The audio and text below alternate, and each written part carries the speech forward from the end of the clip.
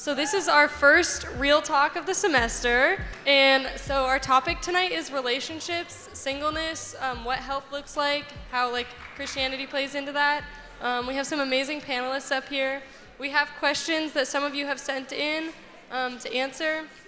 And yeah, we're just going to be talking through some different topics, and then you're going to have an opportunity to talk with the panelists at the end or pray with them. So, just remember, guys, we're just going to be having a conversation up here as if we're in a living room chilling. All right, so our first question, or our first section, is on friendships. And the first question is, what do you consider as a red flag within a friendship?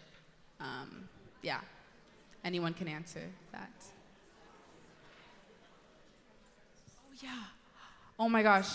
I'm sorry, y'all. First, we're going to start with intros. So, oh, man, I really skipped that. It's all good. All right, so for intros, you're going to say your name, your connection to Jessup, and couples, feel free to talk about when you met and how long you've been together. And then for singles, where are you in this season of singleness? So you want to start, Joss? Hello, everyone. My name is Jocelyn. Thank you so much. Thank you so much. Thank you. This is my fiance, Vincent. So I am a student here. I'm a junior at Jessup. And when did we meet? We met in 2013. Didn't start dating till 2016. Just got engaged 4 months ago in July. So, woo. And then we've been together for 5 years in December, and then just got engaged.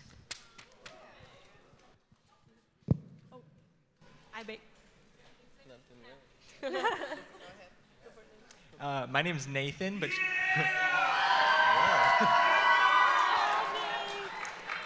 you can call me Nate, though. I am a senior studying public policy, and yeah, I am single and intentionally and contentedly so for now. So. All right. Go ahead. Hello, everyone. I'm Megan, and I'm the residence director of the Village. And I am currently single and very content in my singleness. Obviously, I would be open to a relationship if that is something that God brought to me, but perfectly content being single, enjoying my life and my freedom and independence. I am Hannah, and I am married to this guy right here. I live in Tiffin, and I graduated from Jessup, and we've been together coming up on 4 years of marriage, and we just passed 5 years of being in a relationship. I'll let him tell you the rest. That's awesome. And I'm Dr. John Jackson. I'm Caleb Anderson, married to this lovely lady here over in Tiffin. I am the ARD of the Village. What you said everything else, I think, for us. Yeah, that's good. That's me. Sweet. Thank you guys for sharing. And yeah, then we're the moderators. Yes, I'm Noelle, if you didn't know. Hello. I'm Sophia. All right, now we're going to get into the questions. Let's go. All right, so friendships. What do you consider as a red flag within a friendship? Anyone can answer.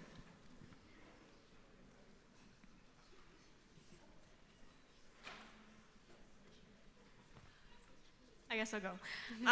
What I consider a red flag in a friendship would be a very conditional friendship.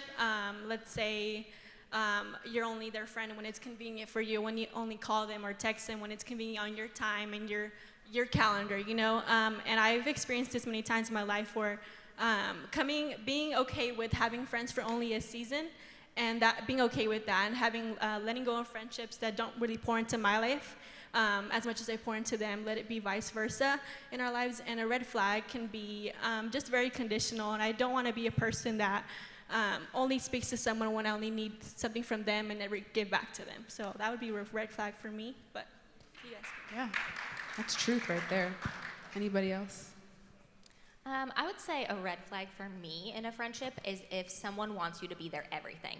Like if you are their only friend, their best friend, and you have to do everything with them for them to be okay, that is not healthy. You can't be anyone's savior, and you can't be anyone's like everything. You can't complete them. You need more than one person in your life.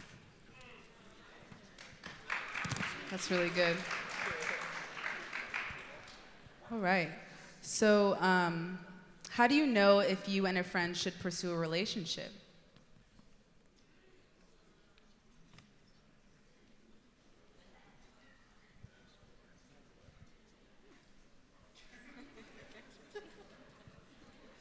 Take your time. I can say something. I think so speaking from marriage, you are marrying, when I was getting married, I was imagining I was getting married to my best friend. So when you're in a friendship with someone, if they are a really good friend to you, they're probably going to be a really good partner. That doesn't mean that every good friend obviously has to be your partner, but there's signs that you can look for in that. Is it a healthy friendship or an unhealthy friendship? Are you, kind of content in that friendship as it is? Do you want it to be more? Obviously, looking for the red flags that we were kind of talking about before is a really good sign if you shouldn't be getting into a relationship with that friend. We were friends for a year before we started dating. And have honestly tried to grow the friendship more than even the marriage, because the friendship is kind of what sustains the relationship, really. Obviously, the marriage plays a role in that, but friendship comes first and foremost, because you have to treat the other person like a person, just like you would a friend.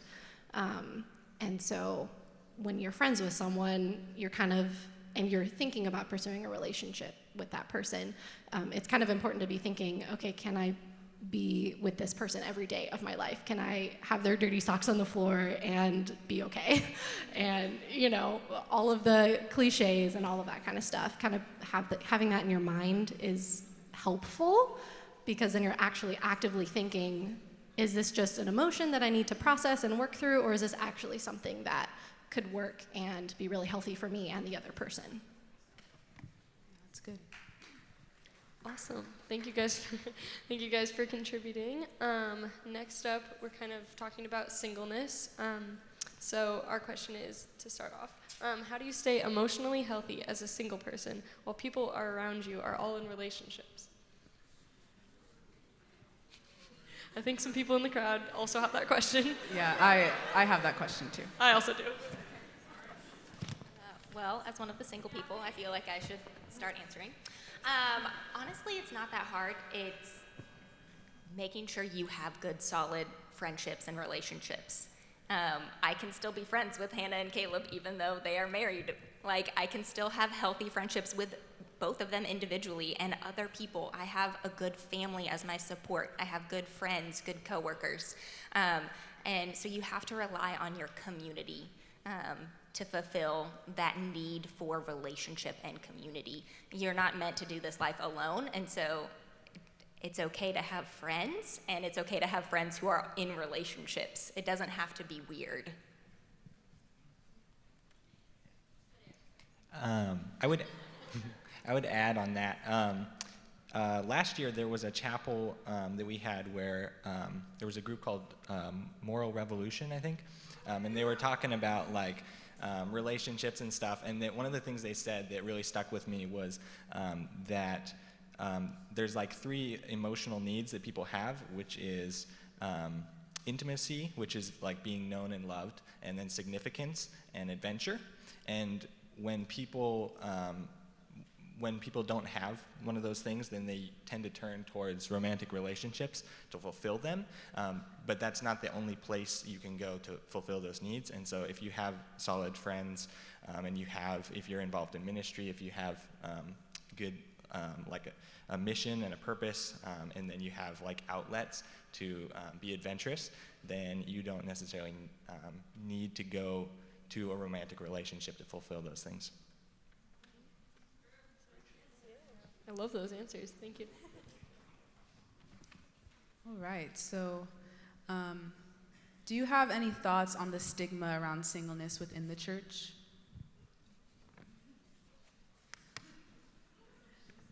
I have lots of thoughts. I'll try and keep them short.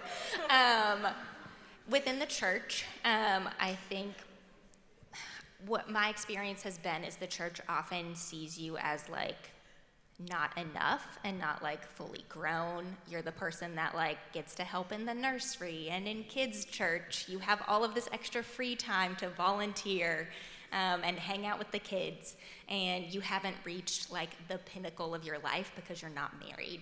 And I think those are all lies. Yes, as a single person, I do have a lot of free time that people who are married with kids don't have, but it doesn't mean I have to solely help out in kids' church as a way to use my free time. In terms of Christian college, we might get to this later, but I think we place a really heavy emphasis on like finding your person in college, and that you'll have no hope if you don't find your person within these 4 years. And I think that's also a really bad stigma to put on you guys. And I can go into that a little bit more later. But yeah, I think singles are not utilized well in the church, and they're not seen as full human beings as they should be. And I would love to see that changed. I agree. I definitely agree. I know I'm not single, but I just wanted to add off of Megan because she made me think of something. But in the church, even when you're single and they're asking you, oh, when are you going to get married? Once you get married, the next question is, when are you having children? When you have children, the next question is, when are you having another child? Then when you have a couple kids, they're like, when are you going to stop having kids? And so it goes. So like really, it's kind of a human problem where we keep pushing people towards the next step and saying, when are you gonna do this next thing? When is it coming? When is it coming? And most of the time, I think it's just a conversation, starter. People wanna have a conversation, so it's not always ill-intended.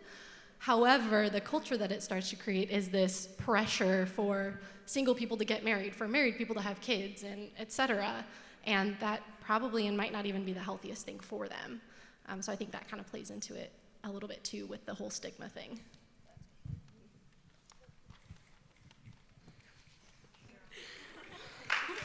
Sorry, I love the snaps. I love the input. Yeah, feel free to respond, react, do it.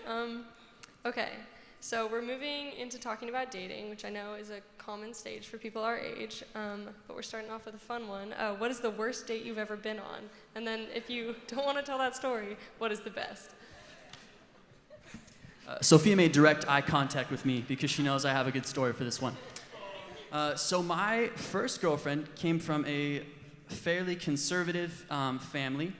I don't know if you ever read the I Kissed Dating Goodbye, Josh Harris series, that kind of style. And so our first date was, I kid you not, it was a triple date with both sets of our parents. So we went for frozen yogurt. We were at this one table, and 2 booths down, both sets of our parents are hanging out, glancing over at us, talking. And that was date number 1. So that's the worst date. That's rough. Anybody else? Best date? Worst date? Either one?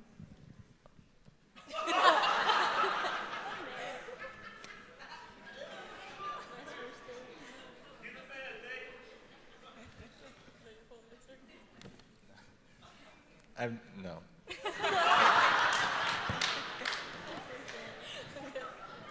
I've never actually been on a date in my life, fun fact, so that's... I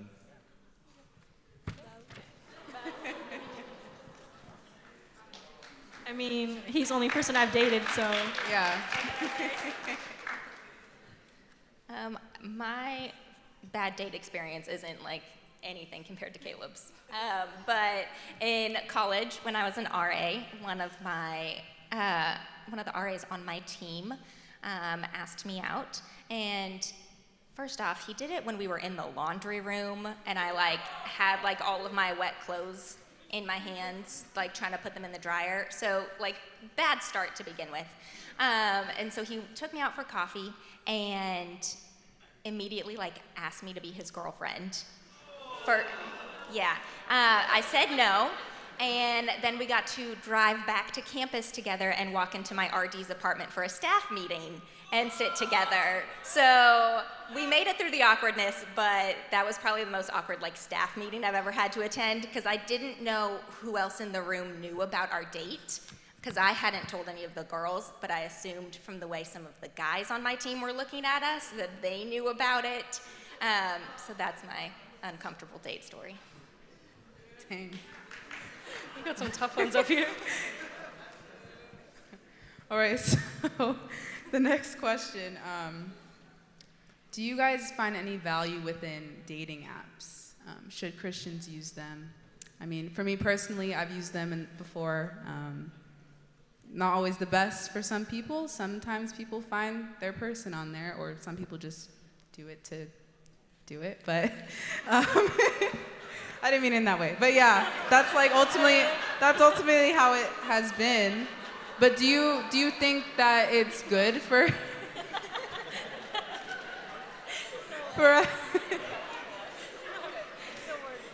What are your thoughts on dating apps?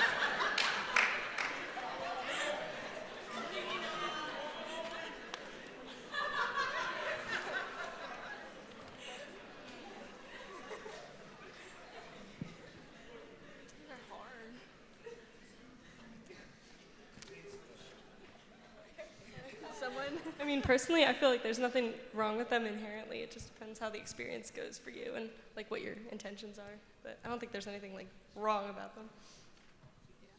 Yeah, I haven't found them personally helpful. I would encourage you, like, you're in a really good season to just meet people in person, in real life. And so you don't necessarily need an app to do that. I definitely found, like, when I moved here and didn't know anyone, I considered using a dating app because it would be a good way just to meet people because I didn't have a community. But I think when you're surrounded by such a good community of people on campus and then off campus, there's lots of really good young adult communities in this area. I don't know if you necessarily need dating apps, but yeah, I don't think they're inherently bad. I think they can be used for a good purpose and in the right season. But I would encourage you guys to just look around and get to know people in person and not through a dating app.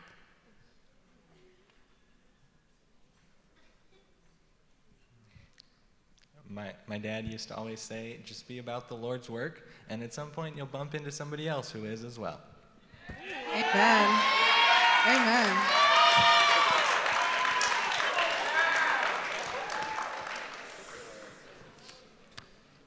Thank you, I like that. I'll keep that in mind. So, my next question. Okay, so this is another one that students are asking. I think this is really valuable, actually. Can relationships be Christ-centered but be toxic? So. Yes. I know, right? Yeah, definitely yes. I was in one. Not with this one. Just to clarify. No, yeah, I think the whole thing with Christianity is that it's a journey, right? So you have a lot of healing and growing to do in your work with the Lord, and so does the other person, no matter what the relationship. And so it's really easy to be praying together and to be talking about God and to be going to church and still not be in a healthy relationship. To still have habits and traits, and maybe you're playing off of each other in ways that are really unhealthy. The relationship I was in, there was controlling and manipulation and stuff just because the other person had some growing to do. I obviously was making mistakes because I was immature, and so there's the God aspect and there's the people aspect. And the people humanness aspect is what can bring in the toxicity and the health. So there's kind of a self-check in that, but also, that's why you kind of become friends with someone first and get to know, like, what are those things that might trip you up? What are those things that might be toxic, to use that word again? Yeah, and I'll just add, even personally, not even at the level of toxicity necessarily, it's really easy to think because Christ is at the center of your relationship, because you pray together, because you do the right things, that's the same thing as being a healthy person and having a healthy relationship. Just like you were saying, like, I know even for me, there's been times in our relationship where starting off I was like, oh man, we we do all these Christian things, we're very focused on the Lord, and so that means we have a really good relationship. But more and more noticing, wow, I actually have a lot of work to do on myself, and I need to be attentive to that. And that doesn't just get resolved because we pray together every night, right? That emotional work and that self-work needs to happen with Christ at the center, but they don't always go together.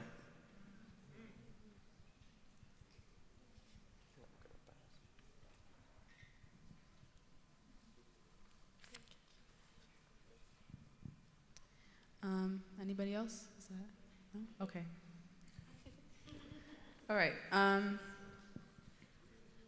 All right. So the next topic will be on attraction. So, should I date someone I'm not physically attracted to but emotionally attracted to?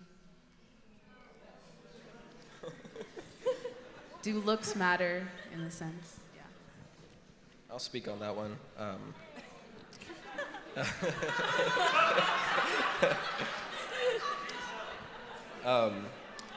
Of course, I would say no, that you shouldn't be. I know there's a part of you as flesh. You want to be with someone that's attractive, someone that looks good, pleasing to the eye and stuff like that.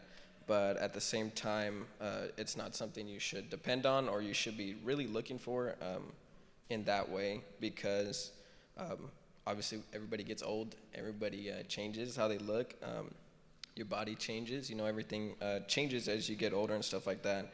But what wouldn't change, is obviously your personality, the way you treat other people, the way you treat your significant other and stuff like that.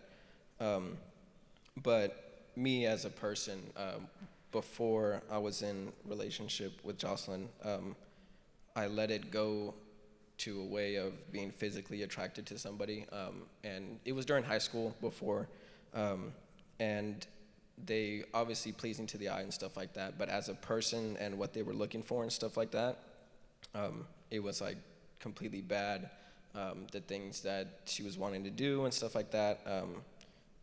For the flesh, when you're thinking of it that way, it's like, oh yeah, that's cool, that's nice, she looks good, this and that. But the way that, she was treating other people and the way she was treating her friends, it showed who the person really was, in the way they treated other people. And going through, we met in our youth group at a young age and stuff like that.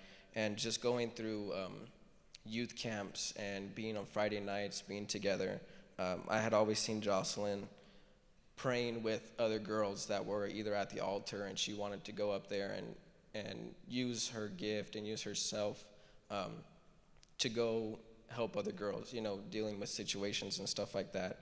And I had always noticed it. I had always, it caught my eye because there was nobody else doing that. There was no other girls, caring. And they're like, oh, they can deal with the leaders, or the leaders will pray for them and stuff like that. But when I seen a girl that was pushing herself to go just be out there for another girl, it's different. Being used to girls that don't really care about other girls. They don't want to be about, we're best friends, but we're not going to talk about things like this and that, especially when it's dealing with prayer and just being open for another girl. And that was, I've always told her since forever when anybody asks me, my favorite thing about her is her personality.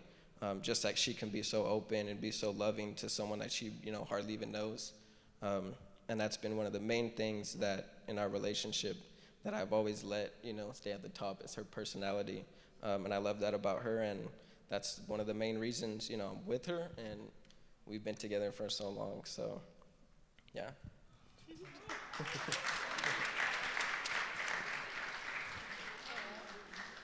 I love that.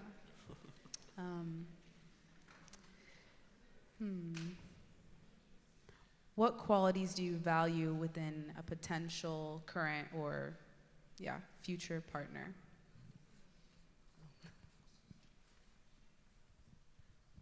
This was very difficult for me growing up. Just a little bit about my background. I was sexually abused multiple times at the age of 5. So growing up, that wasn't really hard for me to see what a real man was like. And growing up, I hated men, I hated boys, I hated that they were just trash to me. So I didn't have a positive value in men and what they were.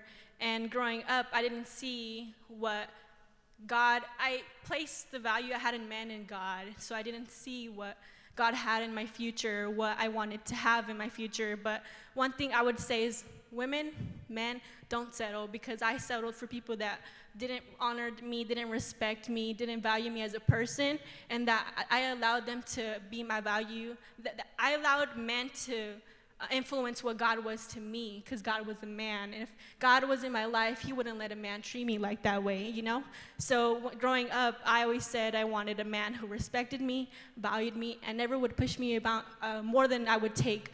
And I would set boundaries in my relationships so that I wouldn't get hurt. And luckily, God placed a man like him in my life who never did that. He never made me question my value. He never disrespected me. He never talked down to me. He never made me doubt in how I viewed God anymore. In that situation, just growing up, my main thing is don't settle, because when you settle, you can't see too far ahead. And I did that as a young person, being sexually abused. And that played a lot into our relationship too, because I would say, you're just like the other guy when he would make a mistake. You're just like the other guy who abused me. And he's like, no, I'm not. And he would prove to me through his actions, through his words, through his caring, that he wasn't like the other guys that I have been with before. So I would just say, know what you want and don't settle for less, because you don't deserve to settle, and God doesn't want you to settle. Amen. Amen.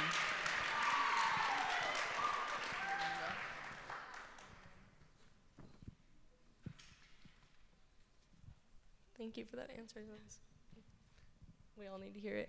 And then does anyone else want to take values of a potential future past partner?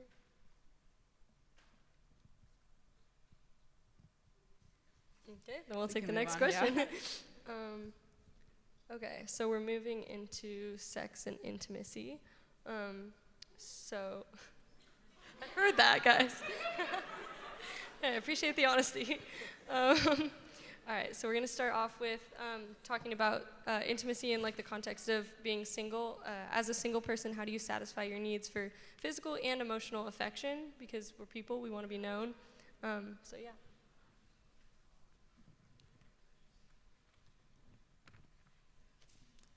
It's hard. I would say my community is the most important thing to help me with those like emotional and physical needs.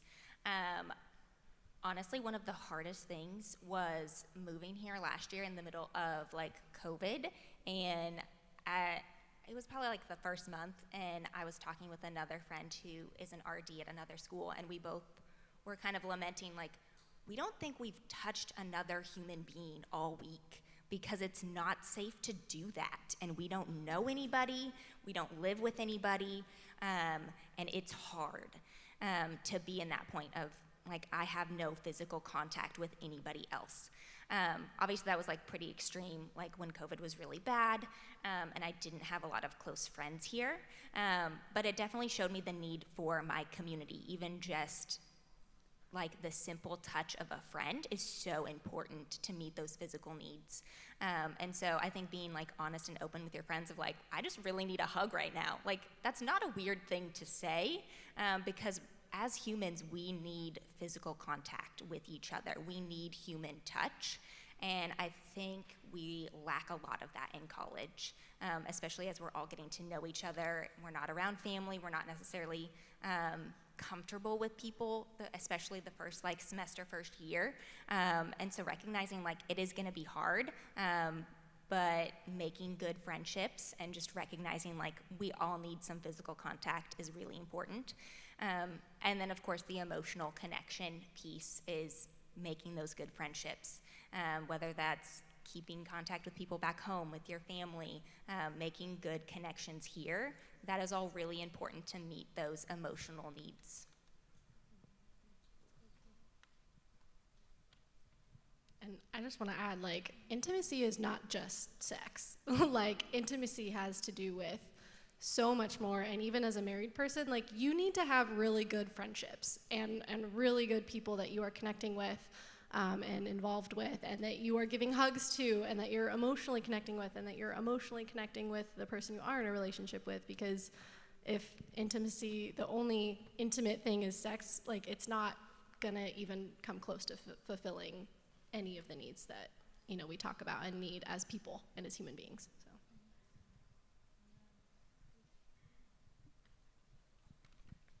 Yeah, I actually have a little rant about. I feel like nowadays we've kind of lost the concept of like what a really good intimate friendship, like platonic friendship, is. And I always think of like Frodo and Sam in The Lord of the Rings, you know, Merry and Pippin, or like, yeah, or like David and Jonathan in the Bible. Like, intimacy doesn't have to be sexual, and I feel like we've lost that a lot nowadays. And so I think it's helpful. I've had a number of friendships myself that have been like that kind of like Frodo and Sam friendship, and I think that's really important. So.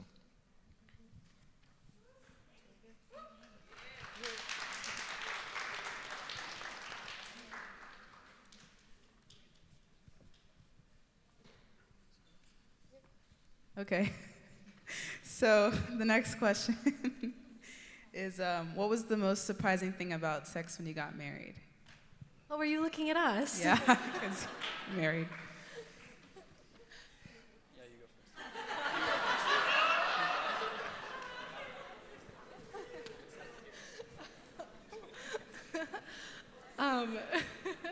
first. It worked. No, no, really, no. In all seriousness, for me, I think the most surprising thing was just what a journey it is. You know, all cliches aside, like, it's obviously a physical journey, but an emotional journey, well, like, it has to do with kind of that intimacy piece that we're talking about. But honestly, more of it had to do with like communication, and just clear communication of, hey, reassuring and being, hey, I love you, everything's fine. And that what mattered more was that we were actually living life well together every day. That we were actually, you know, mentally connected, that we were communicating clearly, that we were respecting each other in everyday life. And then, you know, everything else would sort itself out a lot better and a lot easier when I was taken care of emotionally, he was taken care of emotionally, and we kind of grew on that journey together and gave each other space and grace, you know, emotionally and mentally, and anything else. Yeah. Yeah, I mean, it's, you know, unlike what they tell you, it's actually really fun. That's a good time.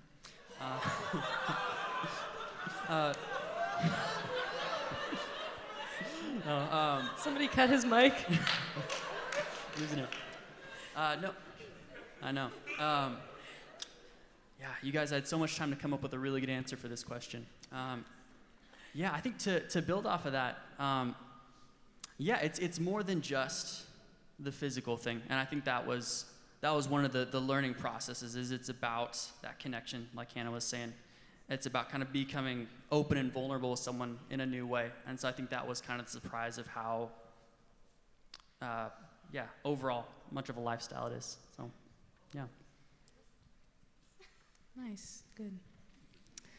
All right, so the last section is just advice that you would like to give to the students here and to me, I'm sure to you as well. Yep. So the first question, it also talks about like worth, and I know that Joss, you kind of mentioned about like don't settle for less. But yeah, so what advice would you give about knowing your own worth?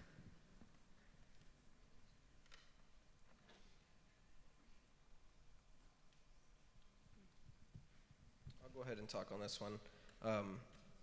So advice on knowing your own worth. When I was in high school, the same, not even really a relationship that I had. It was just talking to someone that we were both, like I said, pleasing to the eye to each other. So we were talking to each other. But about knowing my own worth, I was a student leader in the youth group. and we would meet, more than regular, students and stuff like that. And I was learning, everything about having a healthy relationship, with not being unequally yoked and things such as that. But I had let that sort of relationship get to me, where we started talking about other things. And this girl, she was not Christian, not at all, nothing. We just met at school, and she had lost her dad in a house fire. So when I started getting more open with her, she knew, everybody at school knew I was going to church and stuff like that. They would call me the church boy, Jesus freak, all that type of stuff. I was used to it growing up like that. But she had told me that she hated religion. And my whole life, I grew up in church and I grew up Christian. When she told me that, it really just clicked in my head, like, why am I with somebody that is telling me clearly right to my face that they hate something that I'm putting as a priority? And I let it get to me, for a moment, I let it get to me. But then I started thinking to myself, why am I putting myself in a situation like this when I know what my priorities are, I know what I've set myself to be and to look for. And it really hit me hard just thinking to myself, like, why would I even put myself in that situation when I know what I'm looking for and I know what my priority is as putting God first and stuff like that. And it really was after that and a few other things that I had to, basically I shut it down, I cut it off completely, just because it just clicked in my head, like, why am I putting myself in this situation when I know what I'm looking for, I know my worth, and she's clearly showing that she hates something that I have as a very high priority. And after that, that's when I took a pretty big break in when I stopped, like, completely looking. I stopped, even thinking about dating and stuff like that, just because, you do have to think about those things, about when you're looking for something and your own worth, you have to make sure the other person is understanding in what you're looking for and, what you hold yourself up to and stuff like that. So that's just a little story on something. Just think about things completely, especially things that you have as priorities and putting yourself, your own worth. So, yeah. It's really good. I would say listen to your friends, because it's often harder to see those red flags when you're in a relationship with someone because you're distracted by your attraction to them or their attention on you. But if you have people in your life saying you're worth more, listen to them, because they don't have the same distractions that you have, and they have your best interests at heart. So listen to those people who are telling you you are worthy of more, because you are.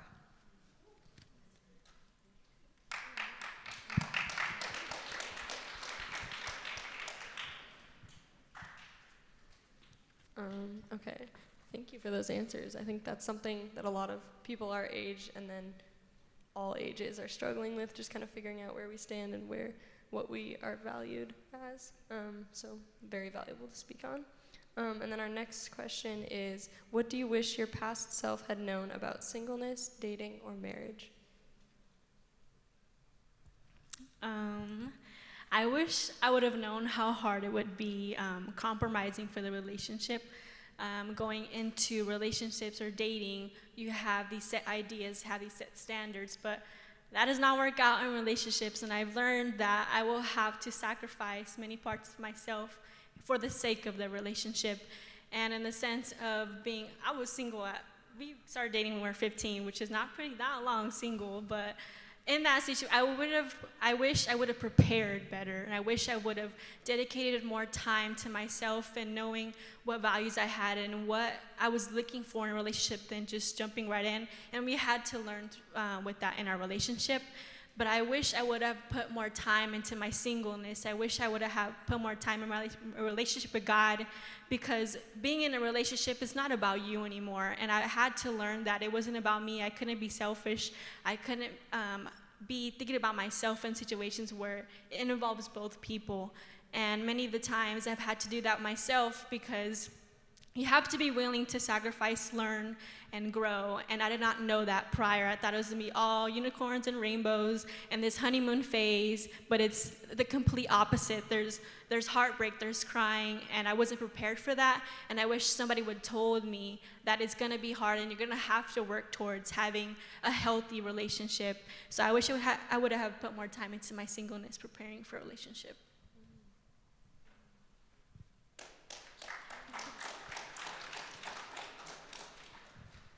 Yeah, I think I would, if I was going back to my dating self, I would tell them that it's okay to date and have it not lead to marriage. So I had a long relationship, my first relationship, where I went into it with the expectation of marriage is the goal. You know, that's why you date somebody. And so because of that, I had this anticipation of this has to lead to marriage. And so I stayed in that relationship a lot longer than was healthy for me, a lot longer than was good for her. And so did the long distance thing, kept it going through a lot of points when it would have been a good thing to just end it and go date somebody else, try something different. But because I had that mentality of just go for marriage, just you're in it, you're committed, I didn't make the switch. And so I would go back and tell them it's okay to not date around, but get to know people, not have it be so serious right off the beginning, but take it slow and casual.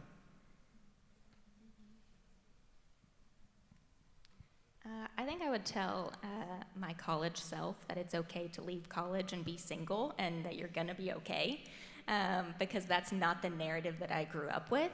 I followed my brother to college. It was a small Christian school, just like Jessup, and my brother had met his wife on the first day of orientation. They were in the same FYE group, started dating, they got married the summer after they graduated, and that was great. Like, that story is beautiful, but that was not my story, and I didn't know how to do college without that story, because you're bombarded with the ring by spring. You have to find someone while you're here, and I didn't know what to do when it became like the end of my senior year, and I had to figure out what I was gonna do in my life on my own.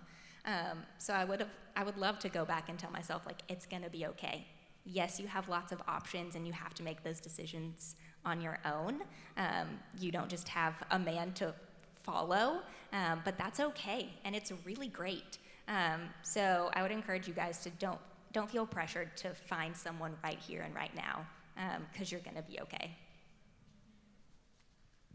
That's really good.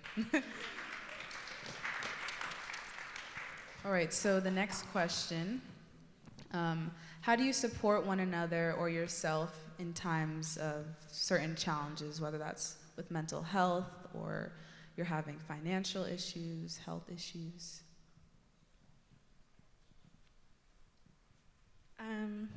So a little background of my story.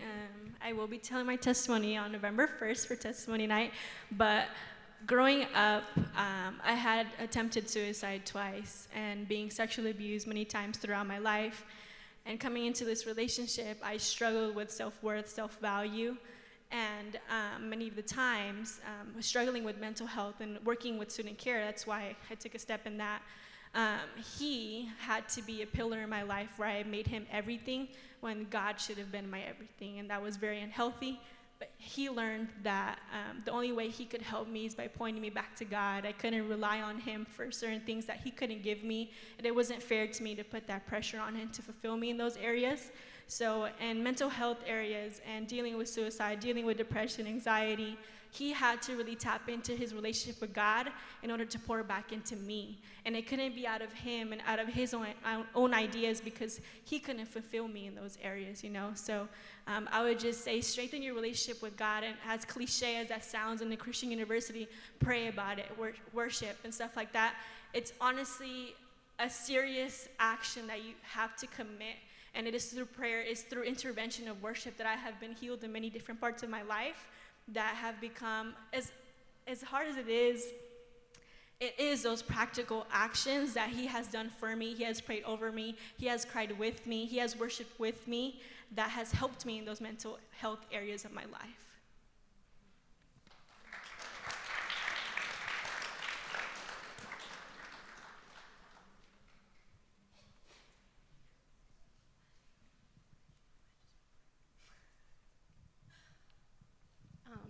can talk a little bit too. I know, so for me, I've struggled with depression and anxiety since I was in high school, even a little bit younger, and that was something really hard, like, for me carrying into a relationship and being, like, wow, I'm bringing my best friend down, you know, I'm being a burden on him, I'm someone that he has to take care of now, and oh, I'm just losing it right now, and I'm crying, I can't get out of bed, like, I'm making his life horrible. And first of all, if you are in that situation, none of that is true, ever. You are not a burden on anyone if you're in that state. And so I was really worried about, even though I was the one dealing with all of these mental health problems, I was so worried about Caleb the whole time and how much I was ruining his life and our relationship. And what I kind of realized was the less I worried about that and the more I started actually taking care of myself, the better things got.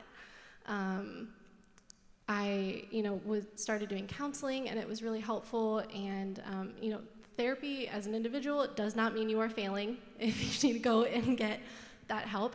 All it means is that you need some more tools to be able to deal with life better and make it a little easier for you. If you do it as a couple, it does not mean your relationship is failing. It just means you need some tools so that you guys can have a more healthy and thriving relationship and be healthy and thriving individuals. So that was something that took me way too long to learn in that journey, and obviously that's a journey I'll be on probably my whole life. But yeah, anyway. Thank you so much. Those are very, again, relevant answers to what I know a lot of us are going through. And then next up, we were going to ask, how has being single or being in a relationship affected your faith?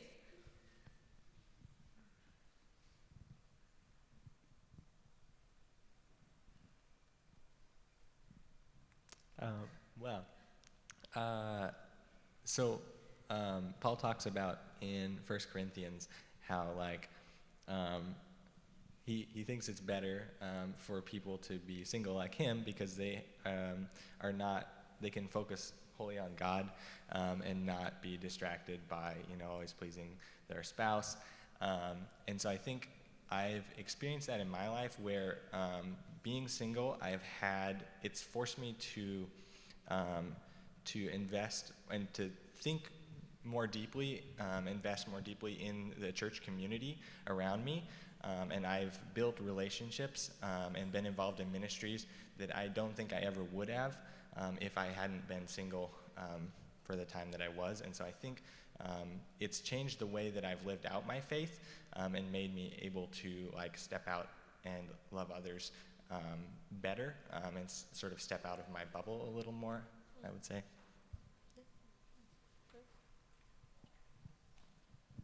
Yeah, Nate, I love that you referenced that passage, because I think the flip side, I feel like, is very relevant to myself as a married person. Paul thinks it's better to be single, and it's because as a single person, you don't have the marriage relationship does call certain, like, aspects of you. That's what you're investing in, and that's what a lot of your attention goes to. And so even as married people, you still do things for God. That's not the end of your service to God. But there's a real element, too, of what you invest in your relationship is to the Lord. Now, what you invest in that marriage, that is a part of what you give to God if you do it in the right way. And I believe that is what you're called to. In the same way that being single is something you're called to, being married is something that you're called to. And so I think for myself, with my faith, part of that journey is, what does it look to make my marriage unto the Lord? And my investment in Hannah, my investment in our relationship, the things I sacrifice and change, and the way she does the same thing. What do I do that? How do I do that for God? How do I grow in my faith in that way? And it looks really different. Well, thank you for that. Unfortunately, we are out of time, but I just want to thank all of you guys for willing to come up and speak tonight. So let's give them all a hand. And before we go, I just want to, if you're on the prayer team, if you want to come up, we're going to pray, and the panelists will also be down here. And also, right after this, we will be having the porch after party, which is going to be right in the courtyard over there. So, yeah, so let's pray, everyone. Dear Heavenly Father, just want to thank you so much for you even being willing to have a relationship with each and every one of us, even when we don't necessarily deserve it. I just thank you so much for the people that are on this stage, and just that we can learn from them and grow in our faith and wisdom and what it truly means to be in a relationship with you and with others around us, and building that community. And I just pray that as we go into this week, that whatever that we're stressed with or that we have to do midterms wise, just please be with us and let us all just lean on each other, and most importantly, lean on you. And let us have a good night. In Jesus' name, amen.